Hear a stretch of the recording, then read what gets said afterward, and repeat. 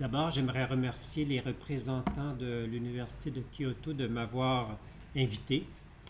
C'est toujours un plaisir de d'avoir la chance de parler aux personnes, de communiquer nos idées, nos travaux, et c'est ce que je vais, durant 15 minutes, essayer de faire. Mais avant de débuter, j'aimerais commencer par un petit préambule. Lorsqu'on regarde les deux conférences qui ont eu lieu avant la mienne, lorsqu'on regarde les conférences, ou du moins les résumés des conférences qui vont suivre, on constate que le plurilinguisme sera examiné selon différentes perspectives, anthropologiques, sociologiques, politiques, économiques, donc plusieurs perspectives. Cette conférence qui suit, qui durera 15 minutes, je vous invite à faire une parenthèse et d'examiner avec un microscope un petit phénomène du plurilinguisme, un petit phénomène mais combien important, qui s'appelle la démotivation des étudiants à apprendre une deuxième et parfois une troisième langue. Je sais que je m'adresse en grande partie à des professeurs qui enseignent des langues. Alors, j'aimerais, durant les 15 minutes qui vont suivre, que vous vous mettiez dans votre peau et que vous vous référiez à votre classe et que vous pensiez à vos étudiants. Voilà. Alors, je vais lire mon texte moi aussi, parce que j'aimerais respecter le 15 minutes qu'on m'a alloué pour cette communication. Je vais m'aider aussi de quelques diapositives juste pour vous visualiser des choses qui me paraissent importantes. Alors, d'entrée de jeu, j'aimerais vous informer que je ne suis pas un spécialiste du plurilinguisme comme le sont mes collègues. Mon champ d'expertise, c'est la psychopédagogie, ce que l'on nomme en anglais « educational psychologist ». Et mes travaux de recherche portent sur les caractéristiques individuelles des étudiants, tout particulièrement, bien sûr, sur leur motivation ou sur leur démotivation. Et c'est d'ailleurs dans cette perspective que j'aimerais qu'on passe les 15 minutes qui suivent et qu'on se pose des questions sur la motivation dans l'apprentissage des langues secondaires, tout particulièrement le français. La recherche en psychopédagogie, le type de recherche que je fais, nous montre que pour apprendre, et là j'ai besoin que ça fonctionne bien, voilà, que pour apprendre, il faut d'abord le pouvoir, en avoir les capacités, le vouloir, motivation, et en avoir l'opportunité. Ce sont les trois conditions les plus importantes. Mon intervention va porter sur une de ces conditions, le vouloir apprendre, c'est-à-dire la motivation à apprendre. Je vous invite pendant les prochaines minutes à vous poser deux questions que de nombreux professeurs se sont posées. Pourquoi plusieurs jeunes ne semblent pas motivés à apprendre une langue étrangère? Et la deuxième question, que peut faire un professeur d'université en de telles circonstances? Alors, durant les 15 minutes qui suivent, nous allons essayer de tenter de répondre à ces deux questions. Pour mieux circonscrire le problème de la démotivation à apprendre une deuxième langue, prenons une situation particulière, celle du Canada. Alors, s'annonçant comme une société multiculturelle, le Canada a adopté deux langues officielles, le français et l'anglais. Alors, bien sûr, l'on souhaiterait que dans le cadre des systèmes scolaires, les anglophones de souche apprennent le français et les francophones de souche apprennent l'anglais. Mais la situation n'est pas aussi simple. Ceux qui connaissent bien le Canada pourront le confirmer. Alors, que se passe-t-il en réalité? Alors, ce que je peux observer, au-delà des statistiques, car je crois que les statistiques cachent un peu la réalité, c'est que la majorité des jeunes anglophones la majorité des jeunes anglophones font quelques tentatives pour apprendre le français, mais sans vraiment s'engager et sans approfondir le sujet. Quant à la majorité des francophones, excusez-moi, mais c'est sans problème, fortement, on pourrait s'attendre à ce que les jeunes francophones désirent apprendre l'anglais puisque nous sommes en Amérique du Nord. Or, ce n'est pas nécessairement le cas.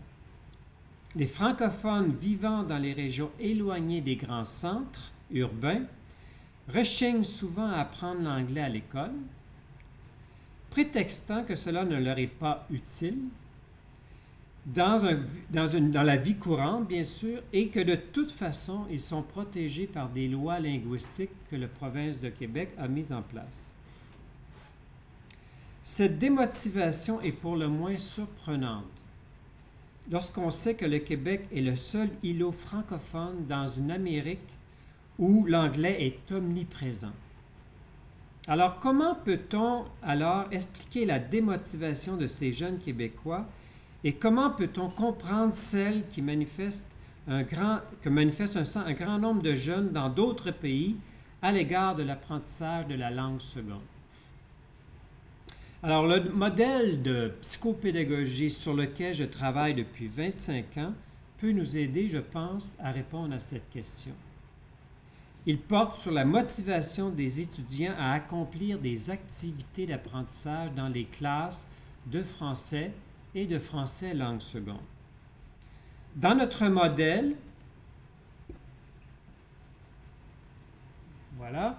dans notre modèle de la motivation, de la dynamique motivationnelle, les 3 sources les plus importantes de motivation sont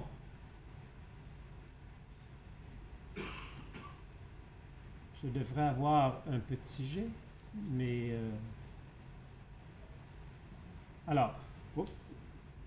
Alors, les 3 sources de motivation sont la perception de la valeur que l'étudiant porte à l'égard des activités d'apprentissage qu'on lui propose d'accomplir. Alors, les étudiants sont portés tout simplement à dire « Est-ce c'est important ce que le professeur me demande de faire? » C'est la première source de motivation. La deuxième source, c'est ce qu'on appelle la perception de sa compétence. Est-ce que je suis capable de faire ce que le professeur me demande de faire? Et ça, c'est la deuxième source de motivation qui est très importante pour savoir si oui ou non nous allons nous engager dans une activité pédagogique. La troisième source de motivation, c'est est-ce que j'ai un certain contrôle sur ce qui va se dérouler durant l'activité? Est-ce que j'ai mon mot à dire? C'est ce qu'on appelle la perception de la contrôlabilité. Si ces 3 perceptions sont élevées, si l'étudiant a des perceptions élevées, nous aurons pour conséquence qu'il y aura apprentissage. Et cet apprentissage se manifeste par un choix de s'engager dans l'activité pédagogique que le professeur propose, et aussi se traduira par de la persévérance, c'est-à-dire un temps consacré à l'apprentissage. Et cet engagement et cette persévérance aura pour conséquence vraiment la réussite, et nous aurons là ce qu'on appelle, nous, une dynamique motivationnelle fonctionnelle, c'est-à-dire une dynamique motivationnelle positive. Les deux, la perception de la compétence et la perception de la contrôlabilité, sont certes des sources importantes de motivation. Mais j'aimerais porter votre attention sur peut-être la perception de la valeur, la première, pour le propos de notre discussion. Alors, selon l'état de la recherche, lorsqu'on examine les recherches qui ont été faites sur la perception de la valeur, on considère que la perception de la valeur, un étudiant aura une perception de la valeur s'il considère que l'activité d'apprentissage que le professeur lui propose lui est soit utile ou soit intéressante. Alors, la perception de la valeur, c'est soit de l'utilité ou soit de l'intérêt. L'importance que l'on doit accorder à cette perception de la valeur nous est dictée par une multitude de recherches et j'ai été heureux de constater que même ici, à l'Université de Kyoto, par les travaux du professeur Oki, on confirme l'importance de la perception de la valeur comme une des sources les plus importantes de la motivation à apprendre une deuxième ou une troisième langue. Alors, le rôle de cette perception-là, elle est cruciale, on ne peut pas la contourner. Alors, imaginons maintenant, sachant que cette perception est très importante, imaginons maintenant le cas d'un professeur de français, langue seconde, à qui on soumet ses résultats en lui disant que la perception de la valeur, elle est très importante. Que doit-il faire s'il se préoccupe de la motivation de ses étudiants?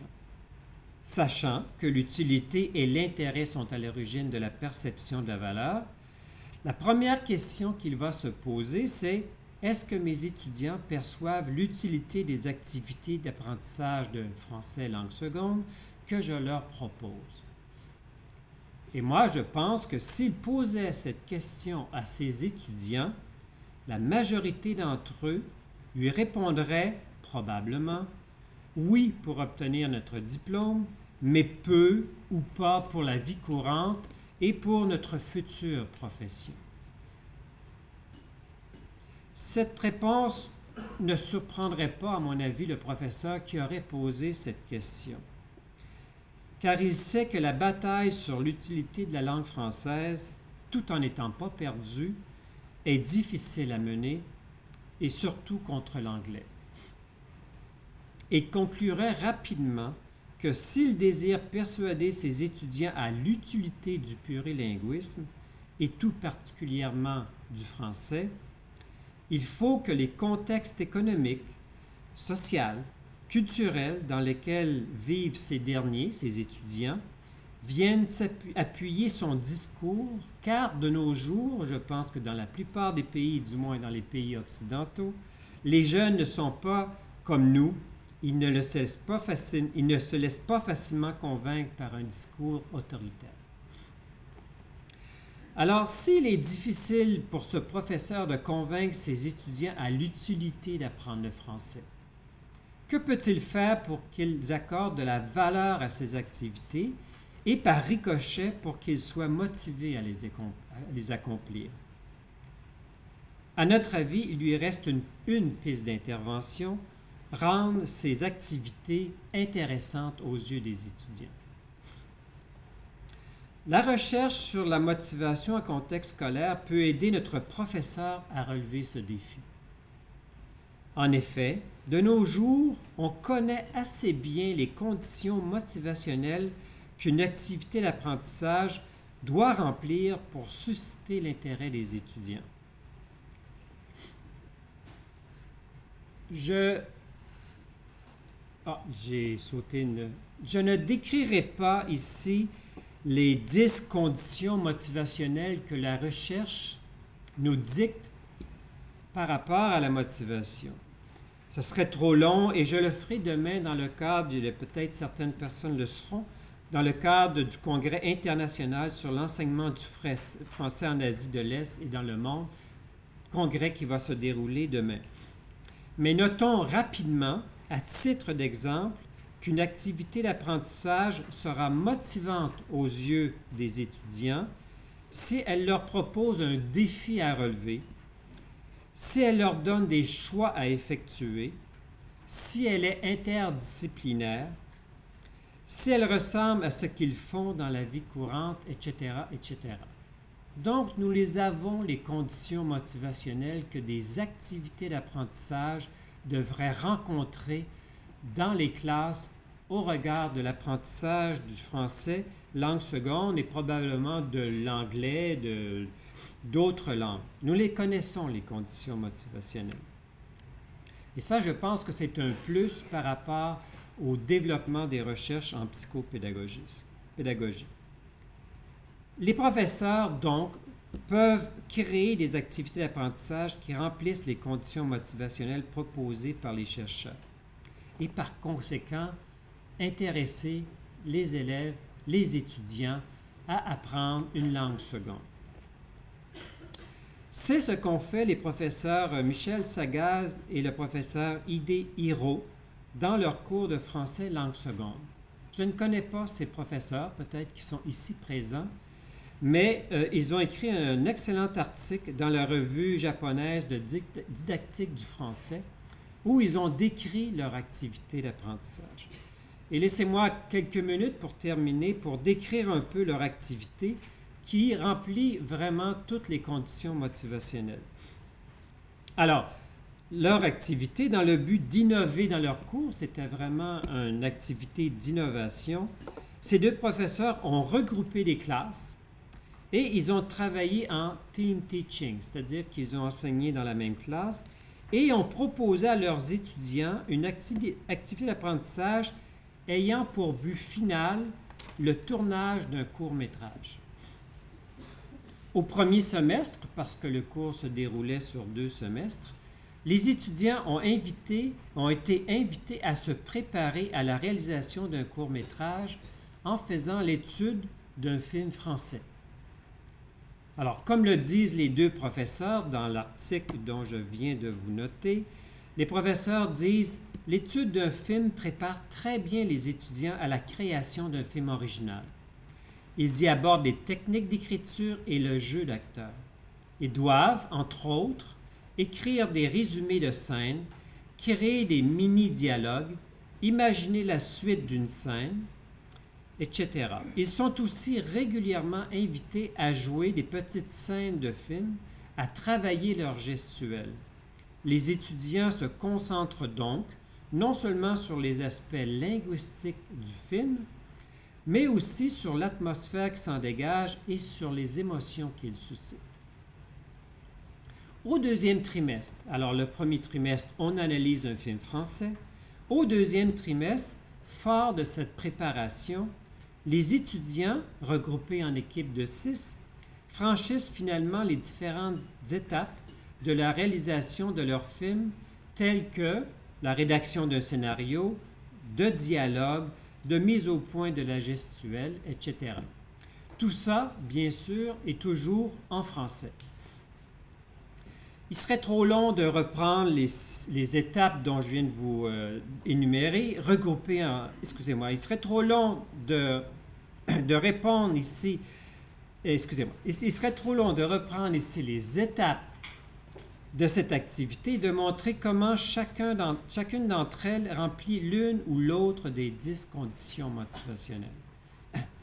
Je vous invite à lire l'article, qui est un article très intéressant, et vous verrez facilement à quel point leur activité pédagogique peut être intéressante aux yeux des étudiants, surtout lorsqu'on connaît leur engouement à l'égard du cinéma. Il me reste quelques minutes, je souhaite que ces professeurs aient réussi à maintenir au fil des ans leur activité d'apprentissage parce que je ne connais pas ces professeurs, excusez-moi, et nous sommes conscients, je suis très conscient que de telles activités d'apprentissage demandent à la part des professeurs beaucoup d'énergie et un désir certain de repenser leur relation avec leurs étudiants. Revoir leurs activités d'apprentissage et innover dans leur milieu d'enseignement demande aux professeurs de la détermination et une bonne dose de motivation. Parfois, ils devront même accepter d'aller à contre-courant et d'être vus par leurs collègues et leur administration comme des idéalistes et des rebelles. Au nom de leurs étudiants, nous leur demandons de l'être. Ici, il me reste 1 minute. D'accord. Alors, 1 minute, un dernier. J'aimerais conclure mon intervention en soulignant à grands traits que le plurilinguisme ne peut devenir réalité que si les professeurs concernés sont conscients du rôle qu'ils peuvent jouer pour augmenter la motivation de leurs étudiants. Leur influence se fera surtout sentir à travers des activités pédagogiques qu'ils mettront en place dans leur classe. Pour que ces activités soient intéressantes aux yeux de leurs étudiants, les professeurs doivent faire preuve de créativité, d'audace et de persévérance. Qu'on se le dise sans cesse, le plurilinguisme passe surtout par la classe et où se fait l'apprentissage des langues. Or, à qui revient la responsabilité de créer dans une classe un environnement d'apprentissage qui contribue à augmenter la motivation à apprendre? Par le professeur. Je vous remercie beaucoup.